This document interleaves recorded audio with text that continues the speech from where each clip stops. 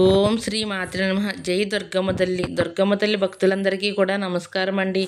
అందరూ కూడా సుఖంగా సంతోషంగా ఎప్పుడూ కూడా ఆనందంగా ఉండాలి అని చెప్పి ఆ దుర్గమ్మ తల్లి యొక్క ఆశీస్సులు మీ అందరిపై కూడా ఉండాలి అని చెప్పి మనస్ఫూర్తిగా కోరుకుంటున్నాను. ఈరోజు దుర్గమ్మ తల్లి అందించే సందేశం ఏమిటి అంటే కనుక, బిడ్డ ఇంకో 4 రోజుల్లో అంటే సరిగ్గా శుక్రవారం రోజు నీ గుమ్మంలో ఒక వృద్ధుడు వచ్చి నిన్ను నెయ్యి ఇవ్వమని చెప్పి అడుగుతాడు. కానీ నువ్వు తప్పకుండా ఎట్టి పరిస్థితుల్లోనూ ఇది వినవలసిన విషయం అమ్మా అని చెప్పి ఏదో ఒక తెలియని సందేశాన్ని దుర్గమ్మ తల్లి మనకు అందించడానికి మన ముందుకి వచ్చిందండి. మరి దుర్గమ్మ తల్లి ఏ సందేశం అందించినా కూడా అది మన భవిష్యత్తుకు పునాది అని చెప్పి మనందరికీ కూడా తెలిసిన విషయమే కదా. మరి ఎవరికైతే దుర్గమ్మ తల్లి మీద నమ్మకం ఉంటుందో వారందరూ ఈ వీడియోకి ఒక చిన్న లైక్ ఇవ్వండి. ఇక దుర్గమ్మ తల్లి యొక్క సందేశం విషయానికి వస్తే కనుక, బిడ్డ ఇంకొక 4 రోజుల్లో నీ కష్టాలన్నింటికీ కూడా సెలవు చెప్పబోతున్నాను. నువ్వు ఆనందాలన్నీ కూడా పంచుకోవడానికి కేవలం 4 రోజుల సమయం మాత్రమే ఉంది. అసలు ఈ సమయం ఎప్పుడు వస్తుంది? ఈ సమయంలో నువ్వు చేయవలసిన పని ఏంటి? ఏ పని చేస్తే నీ సమస్యలు తీరుతాయి? నీ యొక్క కష్టాలు గట్టెక్కి నువ్వు ఆనందంగా జీవితంలో సంతోషంగా మనశ్శాంతిగా నువ్వు ఈ జీవితాన్ని ఆస్వాదిస్తావు. అసలు ఈ సందేశంలో ఉండే ఆంతర్యం ఏమిటి? ఇదంతా కూడా మీకు తెలియాలి అంటే స్వయంగా దుర్గమ్మ తల్లి చెప్పిన ఈ చిన్న కథని చక్కగా కళ్ళు మూసుకుని జాగ్రత్తగా వినండి. ఎందుకంటే దుర్గమ్మ తల్లి ఏది చెప్పినా కూడా అది మన భవిష్యత్తుకు పునాది కాబట్టి. ఒక ఊర్లో సరోజ, సంపత్ అని 2 భార్యాభర్తలు ఉన్నారు. ఇద్దరికీ పెళ్ళయి 7-8 సంవత్సరాలు అవుతుంది. పెళ్ళైనా కూడా వారికి సంతానం కలగలేదు. అత్తామామలు సంతానం లేదు అని చెప్పి కొడుకుని మరొక పెళ్లి చేసుకోమని చెప్పి ఎంతగానో నసపెడుతున్నారు. కానీ సరోజ చాలా మంచి అమ్మాయి, చాలా అమాయకురాలు. భర్తే ప్రాణంగా భావిస్తున్నది. భర్తకు కూడా సరోజ అంటే చాలా ఇష్టం. ఇక తనను వదిలిపెట్టాలి అనే ఆలోచనే సంపత్కి లేదు. అయితే ఇక ఇదే అదునుగా భావించి తోడుకోడలు, అత్త ఇద్దరూ కలిసి సరోజను హింసించడం మొదలుపెట్టారు. హింసించడం అంటే కొట్టడమో తిట్టడమో కాదు. లేచిన దగ్గర నుంచి పడుకునేంత వరకు ఎన్నో సూటిపోటి మాటలు, గొడ్రాలు పిల్లలు లేకుండా అన్నం ఎలా తినబుద్ధి అవుతుందో, పిల్లలు లేకుండా హాయిగా ఎలా నిద్రపడుతుందో, పిల్లలు లేని ఇల్లు ఒక ఇల్లేనా, ఇటువంటి గొడ్రాలు మొహం చూడాల్సి వస్తుంది, మా దరిద్రం ఏంటో అని చెప్పి ఎన్నో రకాలైన సూటిపోటి మాటలు ప్రతి క్షణం కూడా సరోజ మనసుని గుచ్చివేస్తూ ఉన్నాయి. చాలా బాధపడిపోతూ ఉంది. ఒంటరిగా కూర్చుని ఏడుస్తూ ఉంటుంది. దీనికి పరిష్కారం ఏంటి దుర్గమ్మ తల్లి అని చెప్పి దుర్గమ్మ తల్లిని తన యొక్క బాధ మొత్తం కూడా దుర్గమ్మ తల్లి గారికి చెప్పి తన పాదాల మీద పడి కన్నీరు మున్నీరుగా ఏడుస్తూ ఉంటుంది. ఎంత ఏడ్చినా కూడా ఎటువంటి ఫలితం అనేది లేకపోయింది. సరోజ చిన్నప్పటి నుంచి కూడా దుర్గమ్మ తల్లి భక్తురాలు. లేచింది మొదలు పడుకునేంత వరకు కొన్ని వేల సార్లు దుర్గమ్మ తల్లి యొక్క నామస్మరణం చేసుకుంటూ ఉంటుంది. ఒకరోజు గుడికి వెళ్తుంది. గుడికి వెళ్ళి, దుర్గమ్మ తల్లి ఈ జన్మని ఎందుకు ఇచ్చావు? నన్ను ఏ చెట్టుగానో పుట్టగానో పుట్టివ్వచ్చు కదా. ఒక ఆడదాని జన్మనిచ్చి సంతానం లేకుండా ఇలా గొడ్రాలు బతుకు చేశావు. నాకు బ్రతకాలని లేదు దుర్గమ్మ తల్లి. ఎందుకంటే బ్రతికున్న రోజు కూడా అందరి చేత సూటిపోటి మాటలు పడాల్సి వస్తుంది. ఎందుకమ్మా అమ్మా అని పిలిపించుకోలేని ఈ ఆడతనం? నన్ను నీ వద్దకు తీసుకువెళ్ళిపో దుర్గమ్మ తల్లి అని చెప్పి కన్నీరు మున్నీరుగా ఏడ్చి వెళ్ళిపోతుందన్నమాట. ఎంత ఏడ్చినా కూడా తనకి ఏమాత్రం కూడా ఉపయోగం లేకుండా పోయింది. అయినా కూడా దుర్గమ్మ తల్లిని మాత్రం వదలలేదు. అయితే ఒకరోజు తన అత్తగారి వైపు బంధువులు వచ్చి తనని ఒక శ్రీమంతం ఫంక్షన్కి ఆహ్వానిస్తారు. అయితే ఆహ్వానించింది వారే, కానీ అక్కడికి వెళ్ళిన తర్వాత అవమానించింది కూడా వారే. తనని అక్షింతలు వేయడానికి రమ్మని పిలిచినప్పుడు మరొకరు గొడ్డలైన ఈవిడ చేత అక్షింతలు వేయిస్తే పుట్టబోయే బిడ్డకు ఏదైనా ప్రమాదం జరగవచ్చు. ఇటువంటి నిండు గర్భిణి గొడ్రాలుగా మారిపోవచ్చు. తన యొక్క సంతానం అనేది పాడవకుండా ఉండాలి అంటే కనుక ఈ గొడ్రాల చేత అక్షింతలు వేయించకపోవడమే మంచిది అని చెప్పి మరొకరు, అయ్యో గొడ్రాలని ఎందుకు పిలిచారు ఈ శ్రీమంతానికి అని చెప్పి మరొకరు, ఇంకొకరు, పెళ్ళై ఎన్ని సంవత్సరాలు అయ్యిందమ్మా? 7 ఏళ్ళు అయ్యిందా? అయ్యో నీకు సంతానం లేదా అని బాధపడుతూ నటిస్తున్నవారు మరొకరు. ఇలా ఎన్నో అవమానాలు ఆ యొక్క ఫంక్షన్లో, ఆ యొక్క వేడుకలో తను ఎదుర్కొంటుందన్న మాట. ఇంటికి వచ్చి తన బాధనంతా కూడా భర్తకు చెప్పుకుని చాలా బాధపడింది. భర్త కూడా ఏం చేయాలో అర్థం కాక ఒకరోజు హాస్పిటల్కి తీసుకుని వెళ్తాడు. తనకి ఉన్న చిన్న చిన్న సమస్యల వల్ల గర్భం రావడం ఆలస్యం అవుతుంది. ఆ సమస్యలన్నీ కూడా తీరాలి అంటే కాస్తంత సమయం పడుతుంది. దానికి మీ యొక్క జాగ్రత్త కూడా అవసరం అని చెప్పి డాక్టర్ చెప్తారు. డాక్టర్ చెప్పినట్లు చేసి కూడా మరో 2 ఏళ్ళు గడిచిపోతుంది. ఇప్పుడు తనకు పెళ్ళయి 9 సంవత్సరాలు అయిపోతుంది. అయినా కూడా తనకి సంతానమే కలగలేదు. ఒకరోజు అన్నం మానేసి దుర్గమ్మ తల్లి ముందే కూర్చుని ఏడుస్తూ, ఆ ఏడుపులో తనకు ఎలా నిద్ర పట్టిందో తనకి ఒక మైకం కమ్మినట్లుగా నిద్రపోతుంది. అయితే సరిగ్గా శుక్రవారం రోజు సాయంత్రం 5:30 నుంచి 7 గంటల లోపు ఒక వృద్ధుడు, నెయ్యి ఇవ్వమ్మా, నీకోసమే వచ్చాను. ఎందుకు ఏడుస్తున్నావు? నీకు సంతానం కావాలా? అమ్మా అని పిలిపించుకోవాలా? తల్లి, ఇక బాధపడింది చాలు. నీ యొక్క కర్మానుసారం అనుభవించవలసిన కష్టాలన్నింటినీ కూడా అనుభవించావు. ఇకపై నీకు ఏ కష్టాలు లేవు బిడ్డ అన్నవారి నోర్లు మూయించడానికి ఈరోజు నేను నీ గుమ్మంలో అడుగు పెట్టాను. తల్లి, నెయ్యిని ఇస్తావా? నెయ్యితో దీపం పెట్టాలి.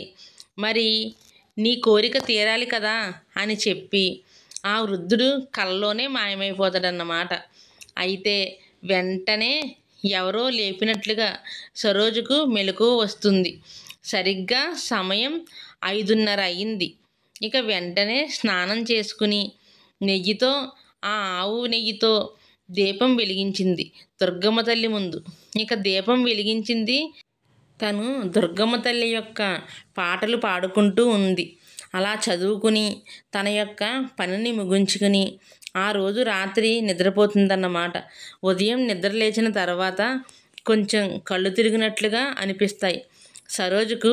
అయ్యో నేను సరిగ్గా నిన్న అన్నం తినలేదు కదా, నీరసం వల్ల కళ్ళు కూడా తిరుగుతున్నాయి. చాకరీ చేసుకోవాలి, ఎలాగైనా ఓపికను తెచ్చుకుని ఇంటి పనంతా ముగించుకోవాలి అనుకుంది. కాస్తంత మంచినీళ్లు తాగి పనిని చేయడం మొదలుపెట్టింది. ఇంట్లో పని మొత్తం కూడా ముగించుకుని వంట పని కూడా చేసుకుంటుంది. ఇక సరిగ్గా భోజన సమయం అయ్యింది. భోజనం సమయానికి ఒక పళ్ళాన్ని తీసుకుని అన్నం పెట్టుకుని పప్పు వేసుకుని కొంచెం నెయ్యి వేసుకుని ఒక ముద్ద ఆశగా నోట్లో పెట్టుకుంటుంది. తిన్న మరుక్షణమే ఆ తిన్న ముద్ద బయటికి వచ్చేస్తుంది. సరోజకు ఏం జరిగింది? నాకు ఒంట్లో ఈరోజు ఏంటో చాలా నలతగా ఉందండి అని చెప్పి తన భర్తకి ఫోన్ చేసి ఇంటికి రమ్మని చెప్తుంది. భర్తకి సరోజ అంటే ప్రాణం. ఎందుకంటే ఎన్నో కష్టాలు పడి ఎంతమందో మాటలు తట్టుకుని భర్త భార్య ఒక మాటగా నిలబడ్డారు. వెంటనే ఇంటికి వచ్చిన సంపత్ సరోజను తీసుకుని ఆర్ఎంపీ డాక్టర్ దగ్గరికి వెళ్తాడు. వెళ్ళిన తర్వాత తనని చూస్తూ ఉంటే గర్భవతి అయ్యిందేమో అనిపిస్తుంది. ఎందుకైనా మంచిదే, నేను ఎటువంటి మందులు రాసి ఇవ్వను. మీ యొక్క బాధ మొత్తం నాకు తెలుసు. మీరు ఒకసారి గర్భవతులు చూసే డాక్టర్ అమ్మను కలవండి అని చెప్పి ఆ ఆర్ఎంపీ డాక్టర్ చెప్తాడన్నమాట. చెప్పిన తర్వాత వెంటనే సంపత్ సరోజను తీసుకుని డాక్టర్ అమ్మ దగ్గరికి వెళ్తాడు. డాక్టర్ అమ్మ అన్నీ కూడా చెక్ చేస్తుంది, మొత్తం బ్లడ్ టెస్టులు చేస్తుంది. అన్నీ చేసిన తర్వాత తను గర్భవతి అయ్యింది అనే శుభవార్తని సంపత్కి చెప్తుంది. ఇక ఆ రోజు సంపత్ కళ్ళల్లో వచ్చిన ఆనందం వర్ణాతీతం అన్నమాట. ఆ రోజు సరోజ ఏడ్చిన ఏడుపు జీవితంలో మరెప్పుడూ ఏడవలేదు. ఎందుకంటే అంతకుముందు ఏడ్చిన ఏడుపులో బాధ ఉంది. ఇప్పుడు ఏడుస్తున్న ఏడుపులో సంతోషంతో కూడిన ఆనంద బాష్పాలు ఉన్నాయి. 9 సంవత్సరాల నిరీక్షణ, ఎన్నో అవమానాలు, ఎంతమందో చేత గొడ్రాలు అనిపించుకున్న మాటలు ఒక్కసారిగా అందరి నోళ్ళు సరోజ గర్భవతి అని తెలియడంతో మూతపడిపోయాయి. అత్త, తోడుకోడలు కూడా ఏమీ మాట్లాడకుండా సైలెంట్ అయిపోయారు. ఇక ఇంతగా తనను కక్షపెట్టి ఇబ్బంది పెట్టిన తన అత్త దగ్గర, అంటే సంపత్ వాళ్ళ అమ్మ దగ్గర ఉంచడం తనకు సరైనది కాదు అని చెప్పి వెంటనే సరోజని వాళ్ళ అమ్మగారి ఇంటి దగ్గరకు తీసుకువెళ్ళి, జాగ్రత్తగా సరోజని చూడండి, ఏం కావాలన్నా నాకు ఫోన్ చెయ్యండి, నేను నెల నెలా కూడా సరోజని హాస్పిటల్కి తీసుకుని వెళ్తాను, తనను ఏ పని చేయనివ్వద్దు, తనని జాగ్రత్తగా చూడండి కనుకనే మీ ఇంటి దగ్గర వదిలిపెడుతున్నాను అని చెప్పి తన యొక్క అత్తగారికి చెప్పి సరోజను అక్కడ వదిలిపెట్టి వస్తాడు సంపత్. ఇక సంపత్తు ఎన్ని రోజులు గడుస్తాయో రోజుల్ని లెక్కేసుకుంటూ, నెలను లెక్కేసుకుంటూ ఉంటాడు. చూస్తూనే సరోజకు 5వ నెల వస్తుంది. 5వ నెల వచ్చిన తర్వాత శ్రీమంతాన్ని చెయ్యాలి అనుకుంటాడు సంపత్తు. అయితే అంతకుముందు ఎవరైతే తనని గుడ్రాలు అని చెప్పి పిలిచారో వారికి బొట్లు పెట్టి మరీ ఆహ్వానించమని చెప్తారు వాళ్ళ అమ్మగారికి. అయితే వాళ్ళ అమ్మగారు కూడా తను చేసిన పొరపాట్లని, తన అన్న మాటలన్నీ కూడా వెనక్కి తీసుకుని తన కోడలు సంతోషంగా గర్భవతి అయినందుకు చాలా సంబరపడిపోతూ ఊరు వాడ అందరినీ కూడా శ్రీమంతానికి ఆహ్వానిస్తుంది. అయితే ఇక శ్రీమంతానికి అమ్మగారి ఇంట్లోనే ఉంటుంది సరోజ. అయితే అక్కడికే అందరినీ ఆహ్వానిస్తుంది. ఎవరైతే గొడ్రాలు అన్నారో వారే తన చేతులకి గాజులు తొడిగి, పండంటి బిడ్డకు జన్మనివ్వమ్మా, ఆరోగ్యవంతమైన బిడ్డకు జన్మనివ్వమ్మా అని చెప్పి అక్షంతలు వేసి మరీ ఆశీర్వదిస్తారు.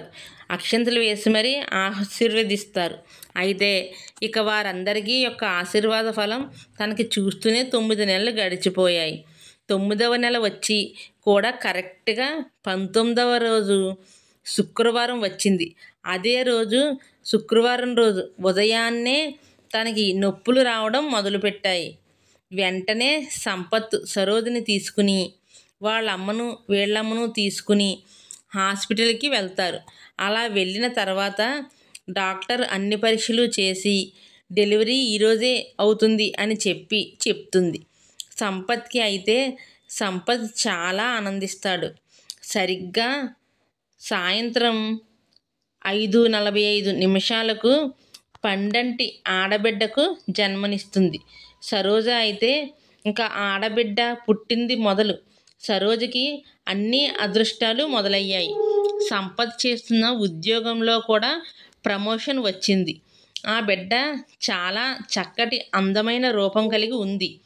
చక్రాలు లాంటి కళ్ళు, అందమైన మెరిసే చర్మం, ప్రతి చందమామ లాంటి ముఖము, తను మాట్లాడితే చాలు ఎన్ని ముత్యాలు రాలుతాయో అన్నటువంటి మాట తీరు, తన యొక్క చిరునవ్వు చూస్తే చాలు బాధలన్నీ కూడా మర్చిపోతామేమో అన్నంత అద్భుతమైన మోము తనది. ఇక అందరూ కూడా ఆ బిడ్డను చాలా జాగ్రత్తగా చూసుకుంటూ వచ్చారు. ఆ బిడ్డ పుట్టిన వేళ విశేషము అందరికీ కూడా జీవితాలు అనేవి మారిపోయాయి.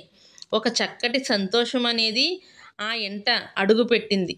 దుర్గమ్మ తల్లి నువ్వు ఉన్నావు అని చెప్పి నిరూపించుకున్నావమ్మా, నాకు పండంటి బిడ్డను ఇచ్చావు అని చెప్పి దుర్గమ్మ తల్లి పేరు కలిసి వచ్చేటట్లుగా తనకి దుర్గా అని చెప్పి పేరు పెట్టింది.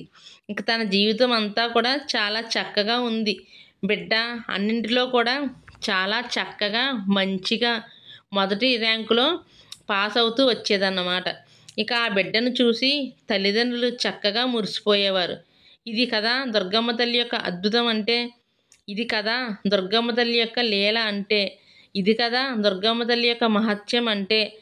బిడ్డ, ఎందుకు ఈ కథ నేను నీకు చెప్పాను అంటే కనుక, సరిగ్గా శుక్రవారం రోజు సాయంత్రం 5:30 నుంచి 6:30 వరకు, సరిగ్గా లేదంటే 7 గంటల లోపు అయినా సరే నువ్వు ఆవు నేతితో దీపం పెట్టి నీ కోరిక ఏదైతే ఉందో ఆ కోరికను నువ్వు నా ముందు పెట్టినట్లయితే తప్పకుండా నీ కోరిక ఎంత పెద్దదైనా కానీ నేను తీర్చడానికి ప్రయత్నిస్తాను.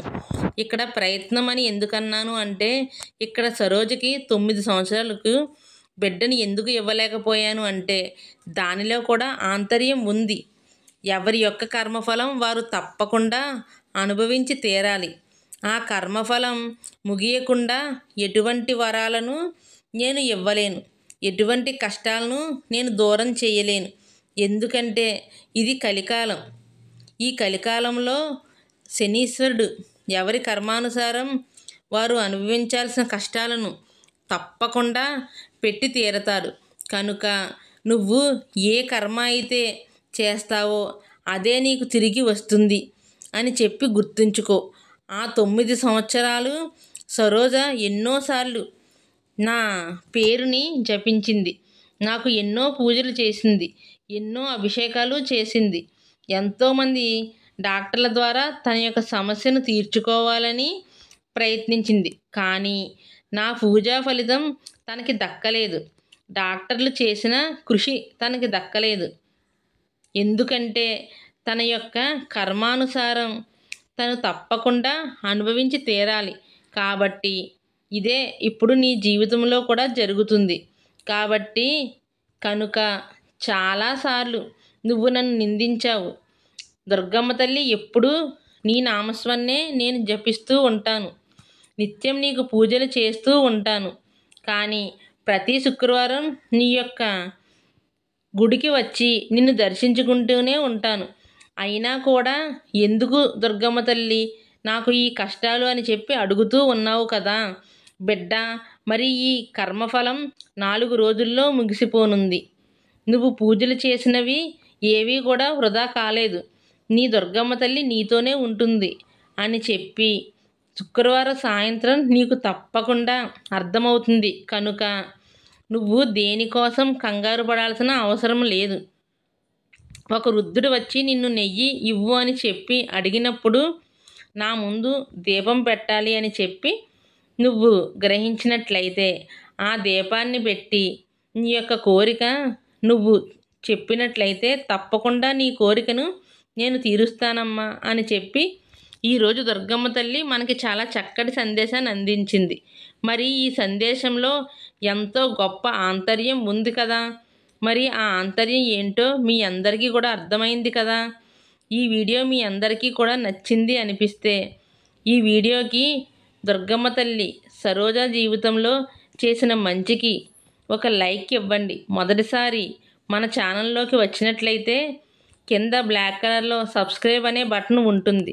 దాన్ని ప్రెస్ చేసి పక్కనే ఆల్ సింబల్ అన్న బెల్ని యాక్టివ్ చేసుకుంటే ప్రతిరోజు దుర్గమ్మ తల్లి సందేశాలు అనేవి మీకు నోటిఫికేషన్ రూపంలో వస్తాయి. ప్రతిరోజు దుర్గమ్మ తల్లి సందేశాలను మీరు సంతోషంగా వినవచ్చు. మీ నుంచి నేను కోరుకునేది ఒక చిన్న లైక్, ఒక సబ్స్క్రైబ్ మాత్రమే. కనుక సబ్స్క్రైబ్, లైక్ ఇచ్చి సపోర్ట్ చేయండి. రేపు మరొక మంచి సందేశంతో తప్పకుండా కలుసుకుందాం. అంతవరకు కూడా దుర్గమ్మ తల్లి ఆశీస్సులు మీపై ఉండాలి అని చెప్పి మనస్ఫూర్తిగా కోరుకుంటూ సర్వే జనా సుఖినో భవంతు. జై దుర్గమ్మ తల్లి.